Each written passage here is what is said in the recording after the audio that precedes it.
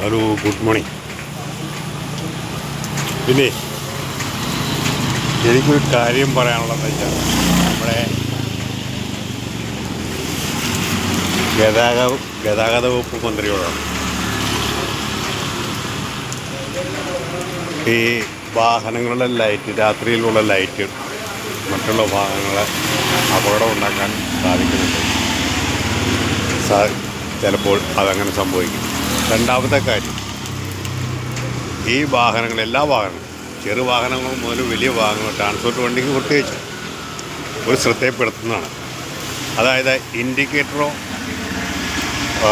Break ലൈറ്റോ ഇല്ലാത്ത വാഹനങ്ങളാണ് റോട്ടിൽ കൂടെ നിരക്കിക്കൂടെ ഭൂരിപക്ഷവും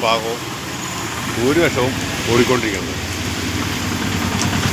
അപ്പം ആ ഒരു സംവിധാനം ഒന്ന് നിലവിൽ, അതുപോലെ തന്നെ അനാവശ്യമായിട്ട് ഇൻഡിക്കേറ്റർ യൂസ് ചെയ്ത് പോകുന്ന വാഹനങ്ങൾ, ചെറുവണ്ടികൾ, അതായത് ബൈക്ക്, സ്കൂട്ടർ, അങ്ങനെ മോഡിഫിക്കേഷൻ ചെയ്ത വാഹനങ്ങളൊക്കെ അനാവശ്യമായിട്ട് ഇൻഡിക്കേറ്റർ അവർ ഇട്ടിട്ട് പോണത് ഏത് വഴിക്കാണെന്ന് പോകുന്നത് ബൈക്കിലുള്ള വണ്ടിക്കാർക്ക് പോലും അറിയാൻ പാടില്ലാത്തൊരു സ്ഥിതിയിലാണ്. ആ ടൈമിലൊക്കെ ചിലപ്പോൾ ചെന്ന് അറ്റാക്ക് ചെയ്യേണ്ട ഒരു സാഹചര്യമൊക്കെ ഉണ്ടാവും.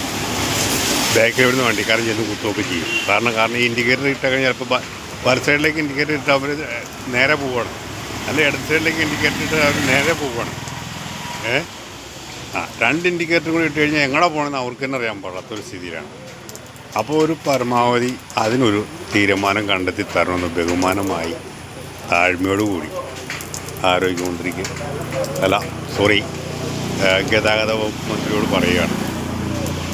പിന്നെ രണ്ടാമത്തെ കാര്യം എന്ന് വെച്ചാൽ, ചാനലുകാർ ദൈവത്തിനെ വിചാരിച്ച് നിങ്ങളൊരു ഉപകാരം ചെയ്യണം.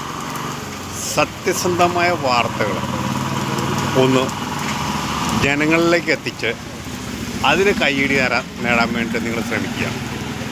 അല്ലാതെ ഊടായ്പ വാർത്തകൾ ഇറക്കി നിങ്ങൾ ഒരു കാരണവശാലും നിങ്ങൾ ജനങ്ങളെ ഇതാക്കാൻ നിൽക്കരുത്.